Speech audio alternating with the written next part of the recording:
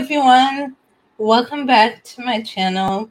If you're new here joining us live, leave a comment in the chat box and say hi. If you're new here, I'm Vanessa. I'm a fantasy, paranormal, and horror writer and book publisher. And on this channel, I talk about books, writing, and all things related to storytelling. And today's live stream is part of my monthly Writing Diversity series. This is a series I created to help writers learn how to write diverse characters. So, in today's live stream, I'm chatting with writer and editor Erin Nightingale. And today we're going to be talking about writing blind or visually impaired characters. So, Erin, do you want to say hi and give a brief introduction about yourself? Yeah, my camera's still in the right place, right? Yes. Okay, good. Hello, my name is Erin Nightingale.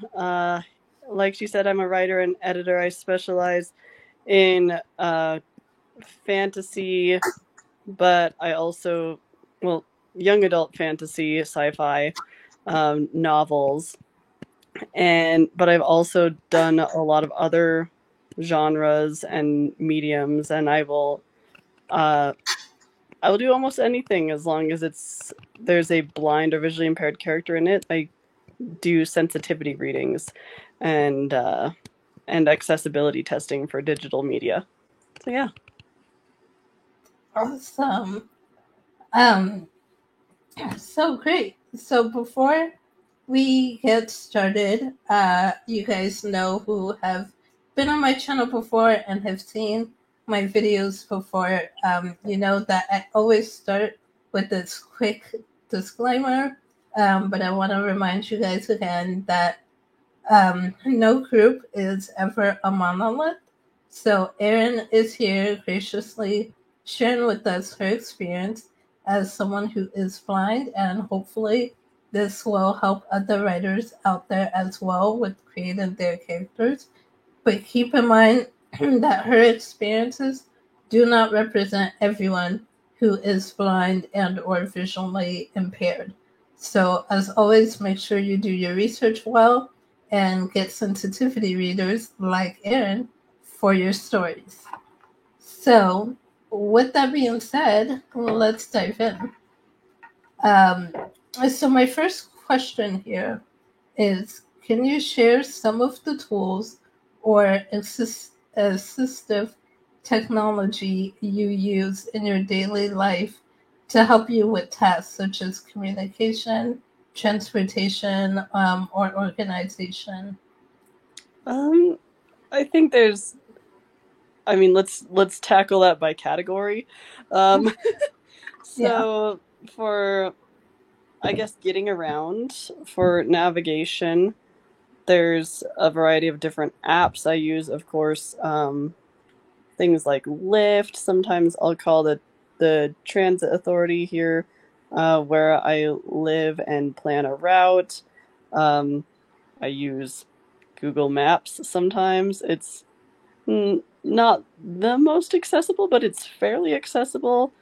And sometimes if I'm very lost, sometimes I will just ask Siri and I can work it out from there. But mostly planning a route with the transit authority and using my cane and my landmarks.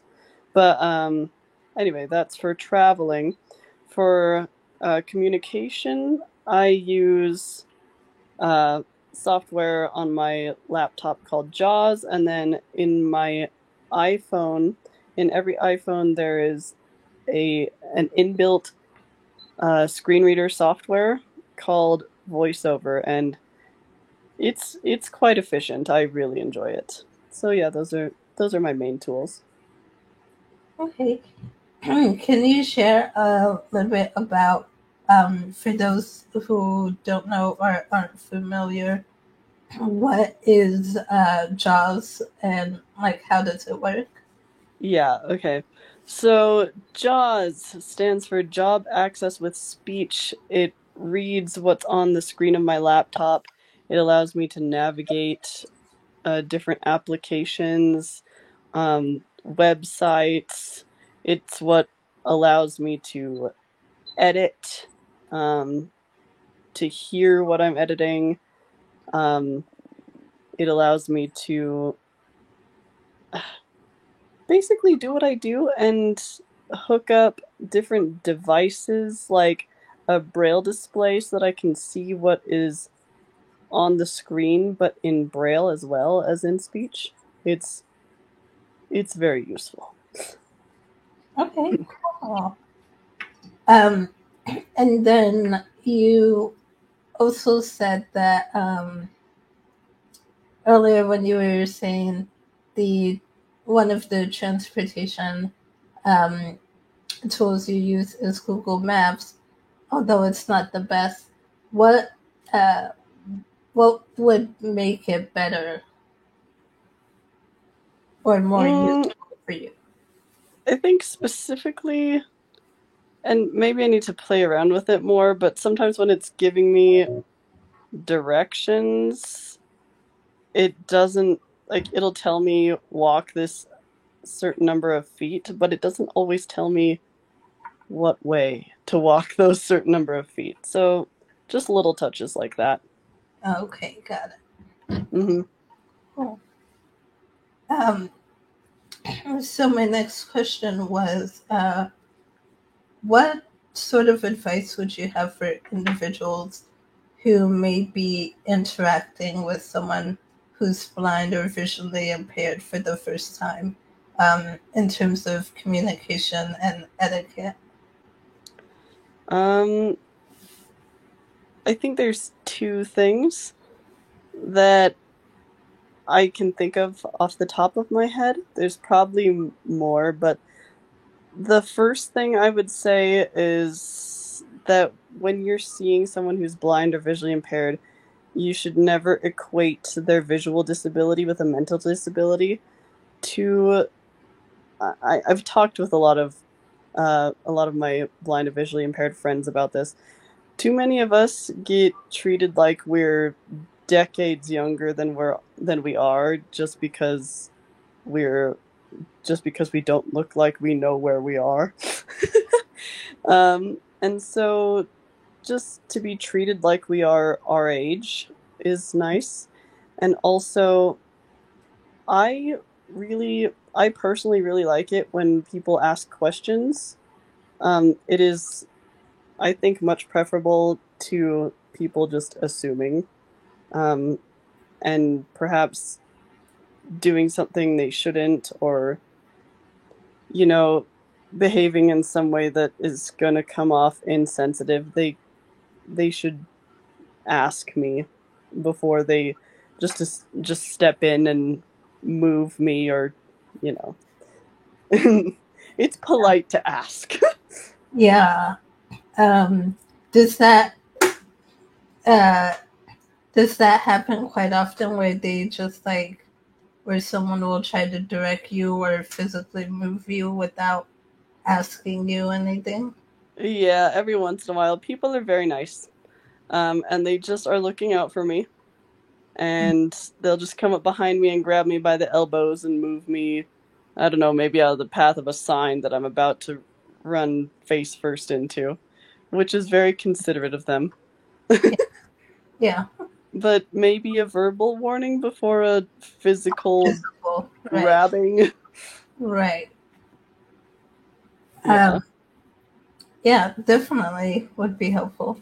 And also, kind of going back to, you brought up an interesting one with, just having people think you're a lot younger than you Yes. are, or, perceiving you Yes. as having, a cognitive disability along with it. Because I think that's another thing that,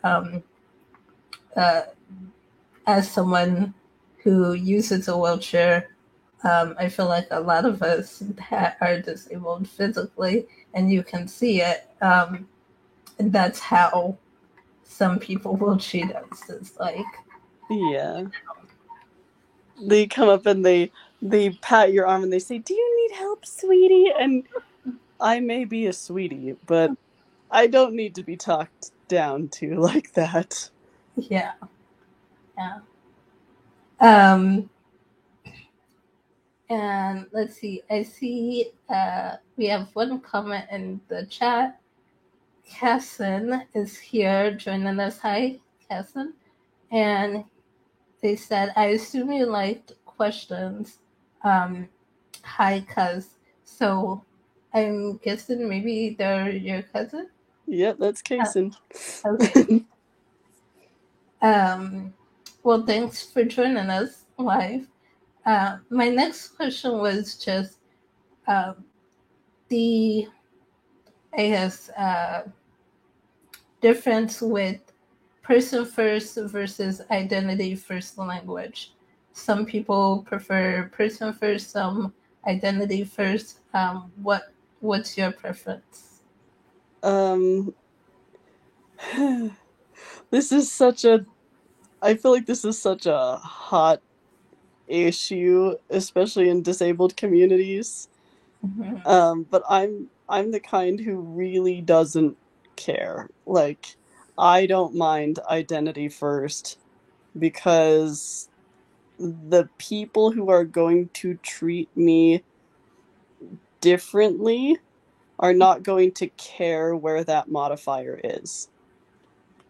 Um, and also, I have a very visible disability, and I see it, even though it is something that presents its own struggles, and yeah, it would be cool if I didn't have it. I see it more as like a character quirk and not something that needs to be shoved out of the way. It's something that I need to deal with, everyone around me needs to be aware of. I don't mind being called a blind girl because that's what I am. Okay. Well, thank you for Mm-hmm. that. I tend to agree with that as well. I mean, I don't typically care either way, but I don't mind disabled person or whatever. Yeah.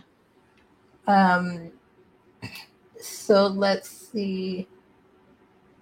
The next one was, what are some misconceptions that people have about the capabilities and independence of blind individuals, and how do you think we can address these?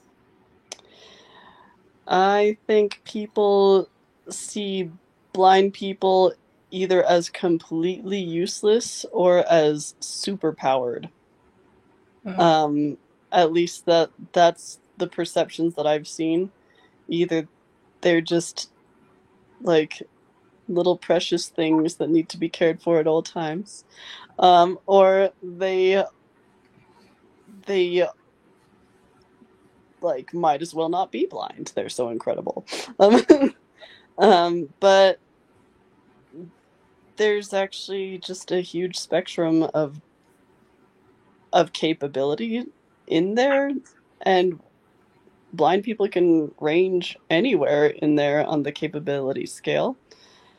And I think the best way to combat that is, I mean, meet blind people, talk to them, and also I think there needs to be more of them in books and media, and more of them done well.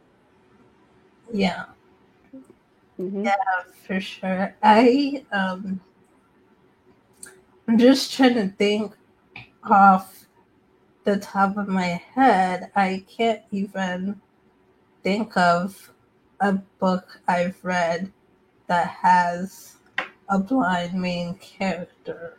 Yeah. So we I was definitely need to see more of that. Yeah, I was searching it with, well, my friends were on the job yesterday helping me search it, and I've only seen bad like portrayals or poor portrayals. Hmm. Well, I'm glad we're do. That's why I'm glad we're doing this interview. So we Yeah. you know learn a bit more and find out what to stay away from, what are the bad portrayals to stay away from, and how to do it better. Yeah. Um, so, are there kind of going back a little bit to the transportation and getting around um, and accessibility? Are there any public spaces or venues, any places you've been that you found to be exceptionally accessible and accommodating? And what made them stand out? Uh, See, this question kind of stumps me because I think there are definitely places that are very, very hard to navigate. Mm-hmm. Um, but a lot of places can be navigated with practice and with preparation. Mm-hmm. Um, like, I don't know, a lot of people told me that my university wasn't terribly accessible, but I practiced and I learned and I walked around it all the time. you know? Yeah. Um, I did some, like, I stayed in Salt Lake for a while and it's kind of ghetto, but I really enjoyed the public transportation. I kind of thought it was fun and easy to use. Maybe other blind people think differently, but I had a good time. Um, yeah. So Can I think it just depends.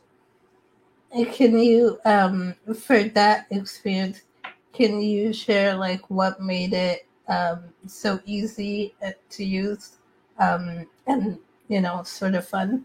Well, the grid system in Utah, how streets are arranged by number, Mhm. makes it easier to figure out where you are. There's the tracks trains, which I guess are kind of like subway trains but not underground. Yeah. So they make things quicker. Um, it just it felt accessible, especially because of that tracks train. Okay. Well, Hmm. that's good to know because that's actually something we have here too in Hmm. Arizona. Um, we it's called light rail here, um, but it's like you said, like the subway but above ground, and it's super quick and easy.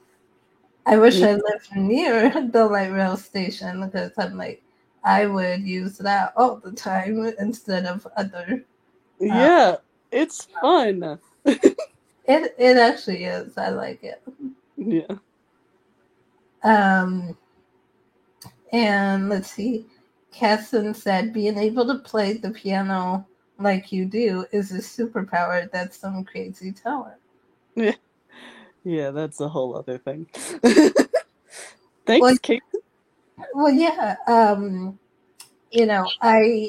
do remember you're a musician as well. You play piano. Was there Hmm. something else you played, or was it just the piano? I can figure out how to play most instruments, but I play piano and I sing. I'm a composer. Yeah. So, um, that brings up an interesting question. I didn't have actually on the list, but just what was it like for you learning how to play the piano? Oh, okay. So, I mean, I guess a little bit of history here. Between the ages of 2 and 7, I could see well enough to read large print, but before and after that, my vision was all over the place. And when I was 10, it got to the point where I couldn't see to draw anymore. And drawing was something I really loved to do. So I decided that I needed to learn some other art form. And so I I was living with I was staying with my grandma over that summer. And I shut myself in the room with her piano, and I kind of taught myself just using the sounds. Um, I played. I play by ear. I know all the notes. I know a lot of music theory and things like that. But when I first started out, I was just going by sound alone, and I've been playing for 17 years. Wow, awesome. That's really interesting that you said that because so I don't play the piano, but there was a time where I was trying to learn or teach myself, and I'm not someone who is good at reading music, so I was just playing around with the keys and figuring out what sounds good to me, um, Yeah, and basically learning by playing by ear and listening and seeing what sounds good. So, yeah. um, so that's cool. Uh, so let's see. Going back to my questions here. The next one was again on sticking with the travel questions. In terms of travel and exploration, what considerations or preparations do you have to make when you're visiting a new place or country? Um, well, sadly, I have only been in one country. It's okay. Yeah, but when visiting a new place, I mean, you have to plan. Ugh, there's a whole list of things.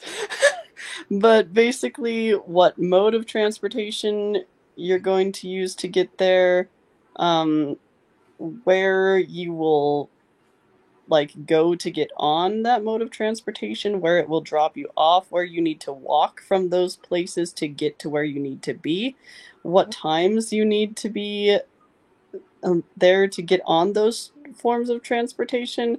It's a whole thing. Um, and so usually what I'll do is just call the transit authority or use their website and look up times and plan a route that way because it's all there. Yeah. And then when I actually like think about the destination that I'm going to, I need to think about like a route to from the transportation to where I'm going, what sort of landmarks I can expect to encounter in my way. Landmarks are very important. What landmark will tell me where I'm at my destination? Yeah, all those sorts of things. Is there anything you have to do in terms of like when it comes to booking the flight or hotel, getting there, um, getting on the plane or into the hotel? Like, is there any accommodations that you have to prepare for in that way? Um, I mean, not necessarily. There's a few things I have to be aware of, like in if we're talking about airplanes specifically, if I'm booking a flight, I have to use an accessible website because not all of them work with screen readers. Okay. Um, uh, if I'm actually getting on the plane or coming off the plane, like I can find someone to take me to the gate. Like they usually have people to help you with that. But a lot of times they like to bring a wheelchair for me. So, I mean, sometimes I'll take the ride, sometimes I'll use it for luggage. Whatever. Yeah. Okay. Um, so let's see. Well, that's good to know because, every, like I say, everyone's different. Every disability is different. So never know Mhm. what sort of accommodations someone might need till you ask. Yeah. Mm-hmm. So, looking towards the future, what changes or developments would you like to see in society to make it more inclusive and accessible for people who are blind or visually impaired? Uh, so when I was reviewing this list of questions, I stared at this question for a long time, and I thought of only two kind of silly answers. Um, well, I mean, I guess the first one isn't silly. I'd like people to build all websites with screen readers in mind instead of retroactively make them accessible. Mm-hmm. Because there are websites that I really want to hang out on that just will make my phone crash, and it's sad. Oh, Um, but I guess the silly example would be I really like those buttons on all the street corners that make sounds when it's your time to cross. oh. I I don't think love that's silly. I think that's actually very useful. Yeah, they are useful. They're fun. So I would love more of those. Yeah. Hmm. I definitely think those would be super useful. I would love if they didn't make their buttons so dang hard to push. Yeah. Because Yeah. sometimes I'm like, why is Like this so hard? karate chop them. Yeah. Um, so let's see. So going into talking about education and professional settings, have you encountered any instances of discrimination or barriers within education or professional settings due to your disability, and how have you overcome them? Yes, yes, yes. We'll start with professional because it's the briefest example. Um, I went to college and I graduated college and I am qualified to be an editor, but nobody wants to take a chance on a blind girl. And so none of those editing jobs will like take me up on my applications. So I decided to create my own business and be a freelance editor, and that's what I'm doing. That's how I combated that. I'm having a great time doing that. Um, as far as education went, I would have some professors in college that just I mean, most of my professors were fabulous. Let's just start off by saying that. I had some professors that went above and beyond for me. I took 4 semesters of ancient Greek, and one of my Greek professors figured out a way for me to read ancient Greek in Braille. Like, it was amazing. Um, but there were just a few that didn't want to like turn in their work to the accessibility office or get it to me on a thumb drive or do anything so that I could read the information being presented. Mm. Um, and so I would just go find a different professor that would work with me. Um, and then the last example I wanted to share is sometimes they would just just the silliest things they would discriminate on. In high school, the there were a few members of the staff that didn't want to let me wait out in front of the school um, after school for my mom to pick me up, even though everyone else did that. And I'd been doing that since preschool. But they thought it was too dangerous for me. And so, like, my parents and I fought and fought. And so the staff were finally like, okay, if you want to wait out in front of the school, you have to sign this paper that says you have to wait in front of the school. And that didn't make any sense at all. Um, they wouldn't require that of any other student, you know? And so my mom just was like, no, she just grabbed the paper and she was like, no, we are not signing this, and she will wait in front of the school like any other student. So with that specific example, with the public school system, having my parents and a support network to fight with and for me really, really helped. Yeah. Wow. I can't believe they made such a big thing out of, something like that. Like, It was ridiculous. yeah.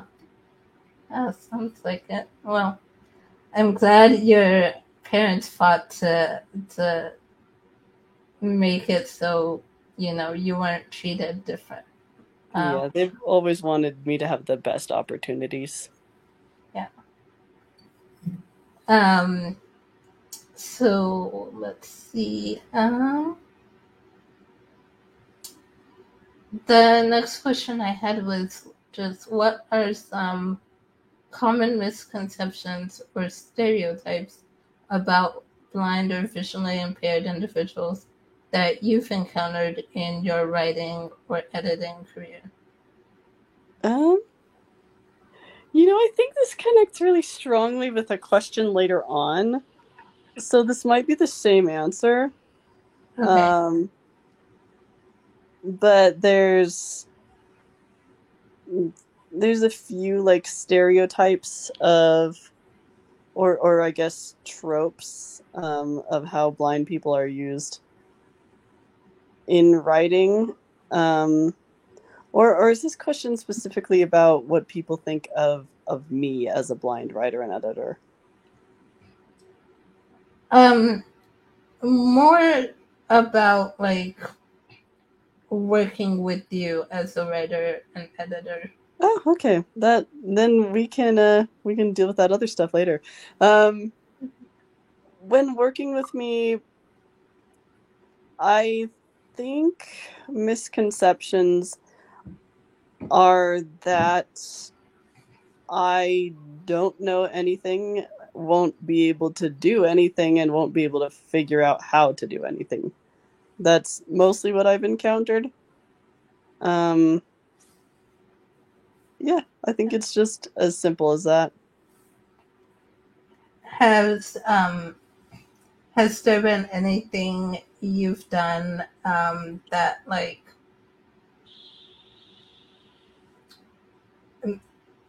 uh, convinces them or makes them change their mind or see you differently after like maybe you edit something, they give you something and you edit it beyond their expectations or something and they're like, oh wow, she really is way Yeah, more capable than I thought. well, I mean, I don't want to boast, but when I edit, people seem to be impressed, so that's exciting. Yeah. Yeah, I just The it's the interesting to works me the how, work speaks for itself. and it's just interesting to me um, how much assumptions there are in um, being able to do certain things or not based on your disability. Because just because someone is blind doesn't mean they, don't understand how um, Yeah, English grammar works or how stories work or how to put yeah, together a cohesive story. yeah. And this isn't to say that like the the people like my clients. This isn't to say that they come in thinking that I can't do that. They come in like wanting something done and are I think they're curious to see how it will end up, and then I think it ends pretty well. Yeah, Maybe even better than they thought it would end. yeah. Okay. Um, so, what are, or can you share with us uh, the unique perspective you bring to the editing process? So this was a tricky question because I think mostly what I spend my time doing as an editor, I mean, besides just editing, but as a blind editor specifically, is proving that it can be done. So I guess my perspective is that I can do it. But also the other unique things that I would say I bring to the table are my specific services, like sensitivity reading, um, which is really fun to do actually, and uh, and web and digital content accessibility testing. That's something that, like, as a screen reader user, not everyone can do that, Mhm. um, or has the right platform or perspective to do those things. Yeah. Um, so that's interesting. What have you worked on any like either websites for screen reading or editing a story? Anyone that you particularly enjoyed the most or had the most fun working on? Oh dear. That's hard to say. Mostly what makes a project fun for me is when I get to see, like, the content itself and make it better or prettier, or just get to enjoy people's creativity. And I recently got to sensitivity read a screenplay or a play about a blind woman, and, like, it was so well done I cried. Oh wow! I was so pleased with that playwright. Wow, Mm-hmm. that's awesome. Mm-hmm. So I'll come back and ask you more about that when I get to some of these later on questions that relate to that. But um, Mm-hmm. interested to hear more about it. Um, so, but before we get to those questions, another one I had was: are there any specific writing or editing tools that um, are particularly useful for you as a blind editor? I wanted to get onto a little bit of a soapbox here. Okay, so there are some things that are just absolutely vital to me. Um, there's of course my my laptop with JAWS on it, my phone with VoiceOver on it, and my Braille display. The one that I have connected to my laptop is called the Brailliant. It allows me to, like, read and type in Braille on, like, interact with my computer that way. And that is vital because sometimes there are things in editing that you can't pick up just by hearing. There's spacing issues, there's, homophones and homonyms, and there's just misspellings that you won't necessarily hear, um, punctuation errors that maybe it won't read. Um, yeah, that's my computer talking, if you can hear it. And so I find the Brailliant and other Braille displays like it very necessary for blind editors. For blind writers, um, you can you can and probably should use a laptop or a Braille display if you can find one that will work well enough to write on. They used to have one that worked really well that I could write like 700-page novels on, and it would handle it just fine. But the newer ones, so yeah, the one that they used to have became obsolete. But the newer ones seem to have trouble handling more than 15 pages of writing and doing so in a Microsoft Word format. And so it's better to write on the computer, although it's not as accessible. You can't just open a computer the way you would just flip open a notebook or one of these note takers. It's not as easy. There, that's my little soapbox. Okay. Well, one other question I had kind of related to this as well is, and you might have another soapbox moment with this one, but just with all the new technology coming out and like the AI tech stuff, has there, like, what are your thoughts and opinions about using some of those different tools? Because I have noticed, for one, with Chat GPT, the last, I don't remember this, I think they incorporated this maybe a few weeks ago now, but when I was on there, I saw they had the it automatically, when you type in your prompt and it gives you the answer, it automatically reads the answer to you. And you can also speak your question rather than typing it, if you wanted. So I was just wondering, what were your thoughts on some of the new stuff coming? So I haven't really used a lot. I haven't really used ChatGPT or anything like that, but I get really wary when things like that happen or exist or are created.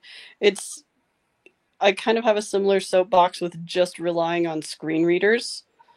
I think in relying on these sorts of tools solely, we lose valuable skills. Like if you rely solely on screen readers, you lose like valuable reading and braille skills that are very employable. And I don't have the stats in front of me, but there are stats that, like, if blind or visually impaired, well, if blind people know braille, they're much more likely to be employed. And I think with Chat GPT, it's good, it's helpful, but I think that people need to be cautious that they aren't using it solely, because there are writing and there are skills that may atrophy if they're just left unused. Right. Right. Yeah, and that's a good point that, I don't think we're always aware of, but that makes a great point that, if you don't use these skills, you you start to forget them. I kind of think about it in the way that, like, for people who speak multiple languages, know a second language, if you don't practice that skill, speaking that other language, often you forget and lose a lot of it. So yeah. Yeah. Yeah. Well, cool. That was a fun soapbox. Yeah. Let's see. So you have, I know you have an article that was published called An Editing Process for Blind or Visually Impaired Editors, and you discuss your process there. Can you elaborate and share more about what are some strategies you use when editing something that might be particularly useful for other blind or visually impaired editors?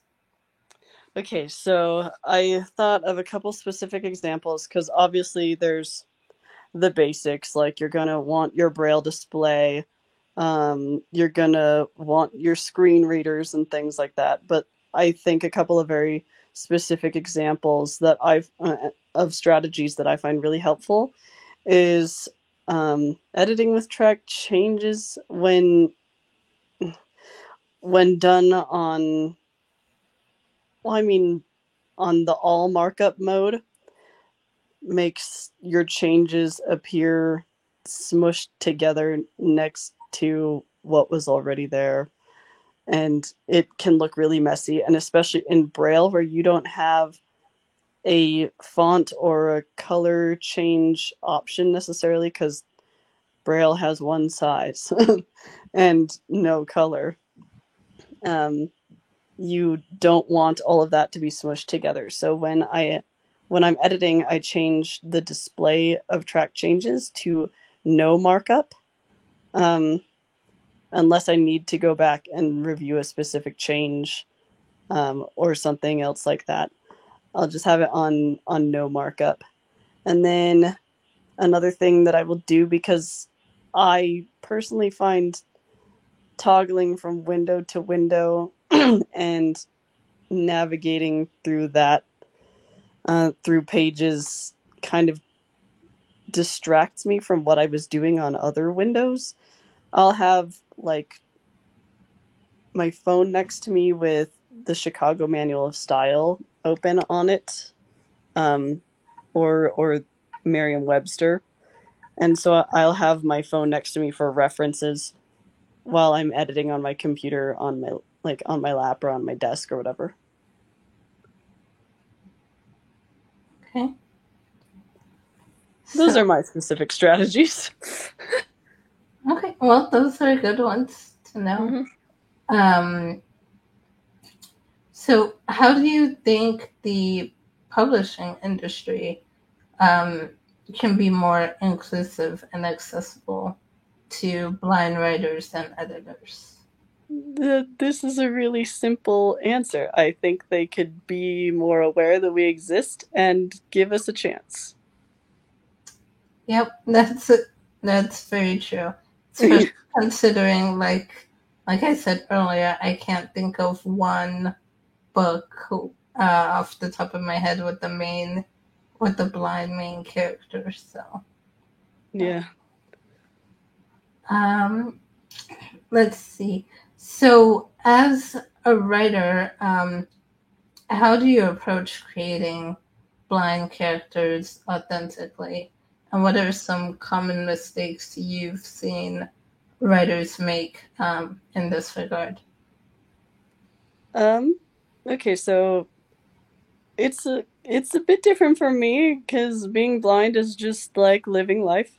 It's actually harder for me to create sighted people authentically, but my default obviously is still sighted characters. And so I kind of have a trademark where at any, like in each of my books, someone will go blind or be in pitch blackness for so long it's like having a blind experience or something to that nature. And usually my goal with that is kind of to show the reader how you can navigate the world as a blind person and that it's possible. Um, so I usually just describe the surroundings in a different way, focus more on other senses, um, and just how they're getting around them. And if it's even if it's a character who's been blind for a while, um, I do sometimes talk about the fears that are inherent in not knowing where you're going, and or maybe not knowing where you're going, but not knowing what you're staring into. Mhm. Sometimes that can be a fear and sometimes that can be an exhilaration. But yeah, just focusing on different senses, but also that it's something that can be dealt with. Yeah, I think that's super helpful, and I think a lot of writers who are sighted um, can learn from blind writers and editors is how to write scenes or settings and surroundings, how to describe them in more than just the visual way, because I think sometimes as writers, if we are sighted, we tend to over rely on visual description and don't bring in the other senses as much as we could. And that's something I've been trying to do more in my writing as well. It's like, okay, what does this? What does this room smell like? What is it? What sounds do you hear around? Not just what can they see. Mm-hmm. Um, let's see. So we come to the question you told me earlier. You before the start of our interview, you were saying you really love this question, which is when it comes to writing fantasy novels, one of the tropes we see used is we see used with blind characters are characters described as seers. So, what are your thoughts on this trope?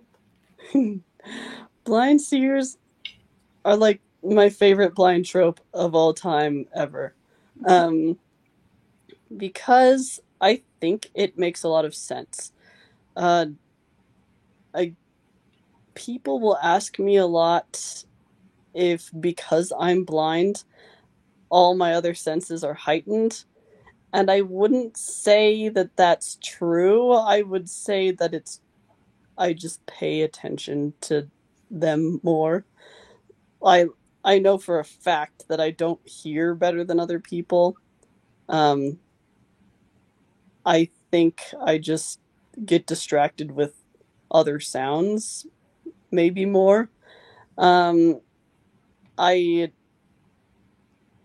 like I perceive the world in different ways, and so I think it makes sense to have blind characters who have these other ways of perceiving or seeing. I think it's beautiful. I think it's a wonderful way to work with their disability and still have their disability matter in the story. And it just feels so symbolic. It's gorgeous to me. Cool. Well, that's good to know because, like I said, I put that question in there purposefully since I have a fantasy story with the blind seer. So Yeah, yeah. you have my blessing. Um. So what are so speaking of uh stories, and here's where we get into the stereotypes question for that. What are some other stereotypes or tropes about blind or visually impaired people that you think writers need to be aware of and maybe stay away from? Okay. So there's three of them that I could think of. Um, I think that people are very aware of. I don't know if it's called this, but the trope name in my mind is the blind badass. Um, the I don't know. We're gonna go with Toph or Daredevil. You know, things like that where they're just epic, and Mhm. that's great. Those are pretty cool. It's just you have to make sure that you don't make them perfect. Like, they still need to have failings. And sometimes if you make them too cool, the fact that they're blind isn't going to matter because of how cool they are, you know? Like, Daredevil can hear print on a page, at least in I think the 2003 version, and that's silly. That's just silly. Whereas, like, Toph from Avatar, when she goes to try and put up posters, she keeps, like, she might run the risk of putting them up backwards or upside down or something, because she can't hear print.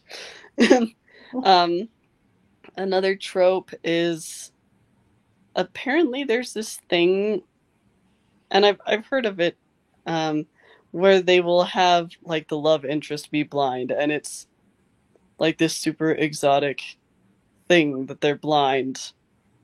But you can't have the love interest just be cool because you can't have the appeal be that they're blind and have that be this exotic thing. That's just weird.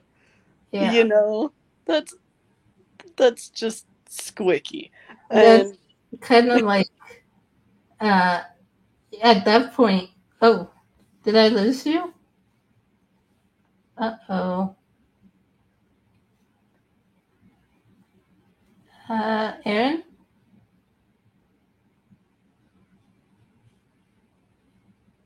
Well, that's technology for you. I'll give her a minute or two to see if she pops back in. But that's the beauty of technology. Sometimes it works great, and sometimes it doesn't. Let's see. Aaron?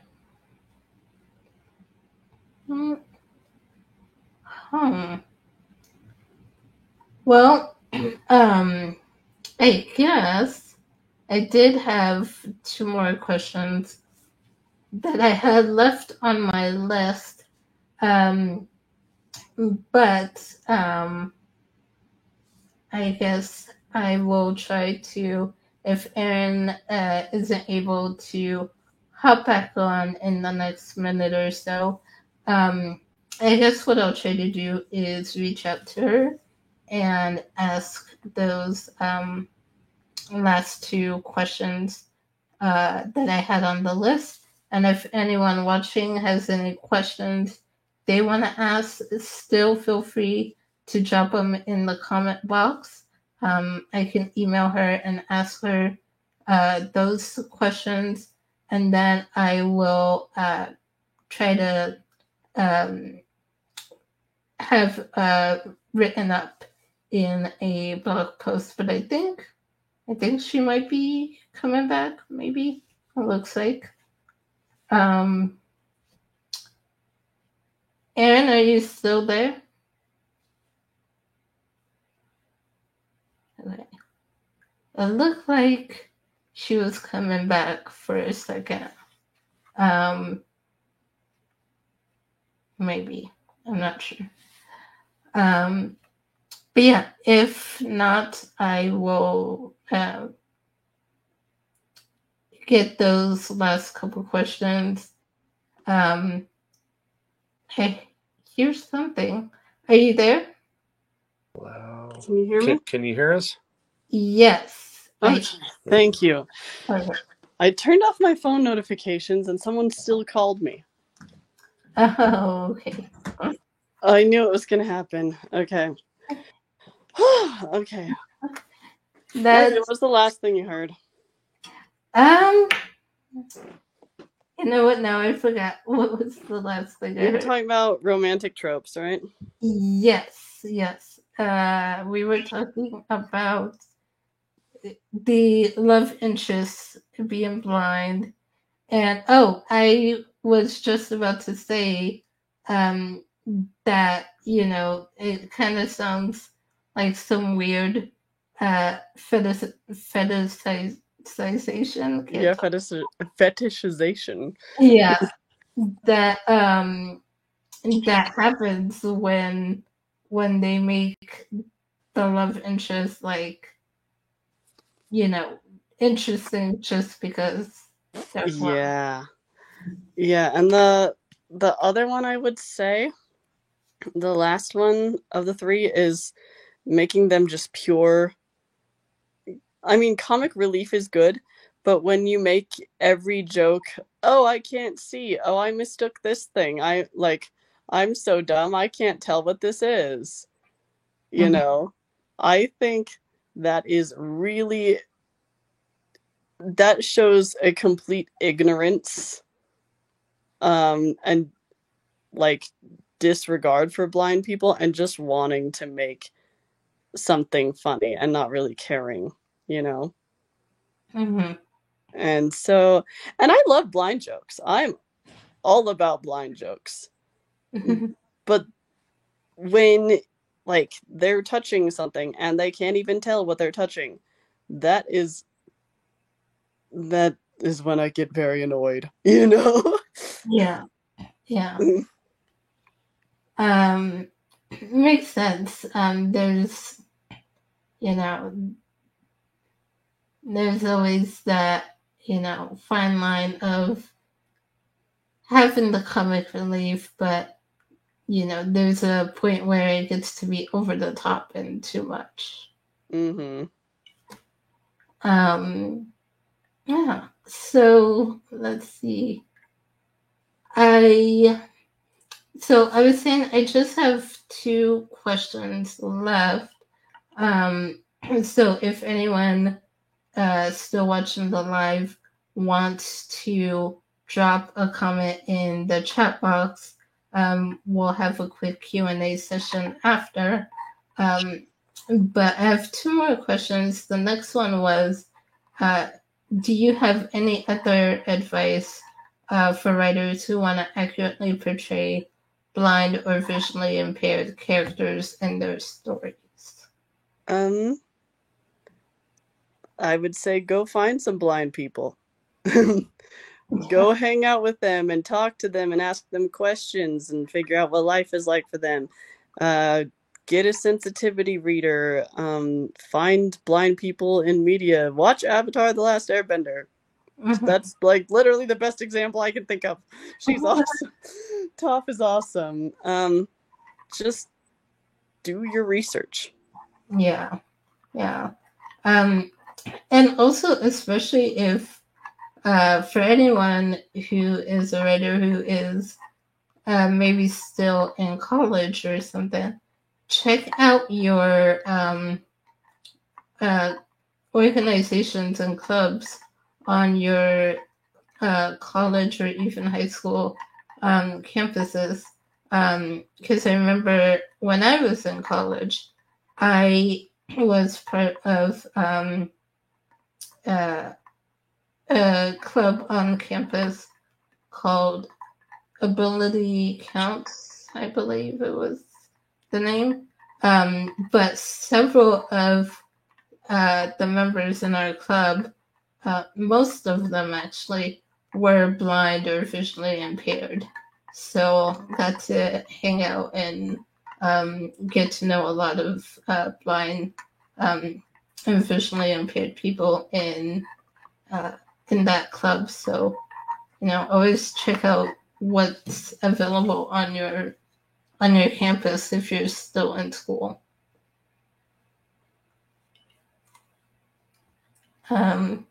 You're still there, right, Aaron?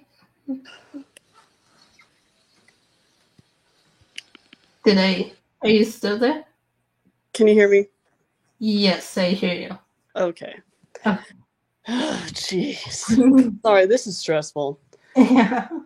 Well, I'm down to the last question. And I haven't seen anything come up in the chat box right now, so we can wrap up after this last one, which is just, are there any particular authors or books that you feel have done an exceptional job in portraying blind or visually impaired characters? No. No.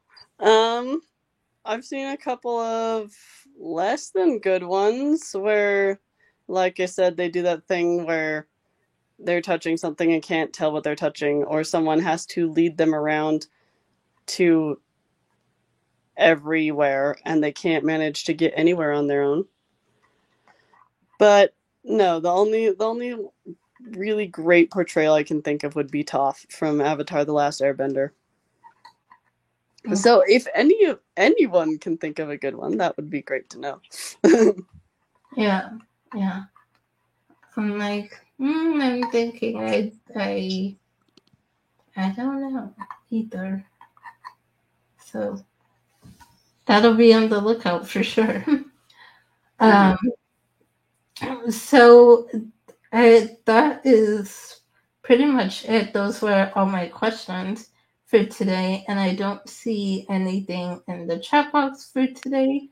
So we can go ahead and wrap this up. Erin, thank you for being here today, even with all the technical issues. Yeah. Thanks. It was a good experience, and thank you for inviting me. Yeah, I'm glad to have you. I'm glad we got to talk, and hopefully this was still helpful for folks, even if there's some technical issues. I've had technical issues in the past in these interviews, and it's always frustrating, but hopefully it's still helpful. Yeah.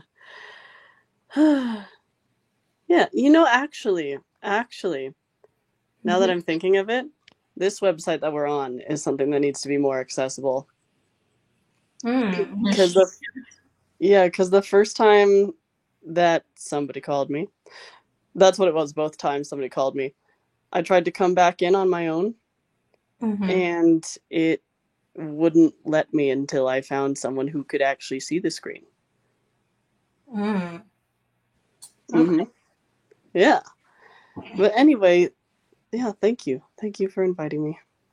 Yeah, well, thank you for being here, and that's good to know. So hopefully someone from StreamYard will come by this eventually and be like, oh, we need to work on that. Yeah.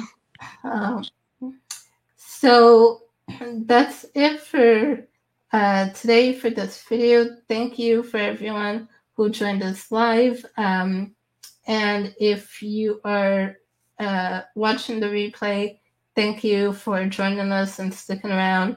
If you want more videos like this, I do have a playlist linked in the description box below.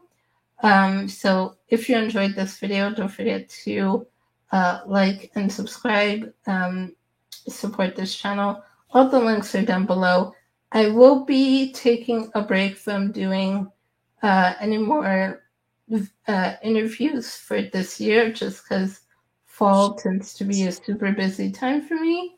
So I will be back in January, hopefully, with some new Right and Diversity videos.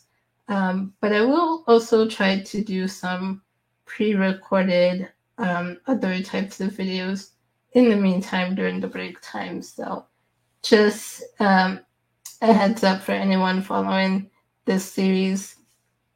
I'll be doing a break for the rest of the year from live interviews.